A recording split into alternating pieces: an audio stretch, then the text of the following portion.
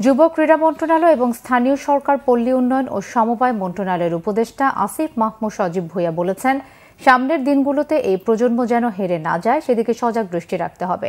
রাজধানীর Viqarunnisa Noon school and কলেজে তারুণ্যের উৎসব 2025-এ কথা বলেন উপদেষ্টা। বলেন, জুলাই গণঅভ্যুত্থানের মাধ্যমে বাংলাদেশের নতুন প্রজন্ম প্রমাণ করেছে তারুণ্যের শক্তি হারিয়ে যায়নি। জুলাই গণঅভ্যুত্থানের পর জনসাধারণ নতুন করে স্বপ্ন দেখতে শুরু করেছে বলেও জানান তিনি। তরুণ প্রজন্ম যেন সব জায়গায় সফলতার সাক্ষরতা রাখতে পারে সেই লক্ষ্যে সবাইকে ঐক্যবদ্ধভাবে কাজ করার আহ্বান জানান তিনি। এ সময় জুলাই বিপ্লবে নারীদের অবদান তুলে ধরেন উপদেষ্টা আসিফ মাহমুদ সজীব ভূঁইয়া।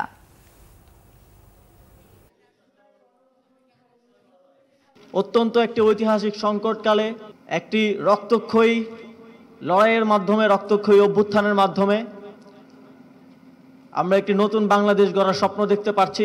ঠিক তেমনি নতুন বাংলাদেশের যেই পুনর্গঠনের কার্যক্রম, যেই সংস্কার কার্যক্রম, সেটিকে সফল করতে আমাদেরকে সমানভাবে গুরুত্বপূর্ণ অবদান রাখতে হবে। এই প্রজন্ম নিজেদেরকে এখন পর্যন্ত একটি অভ্যুত্থান সফল করার মাধ্যমে প্রমাণ করেছে।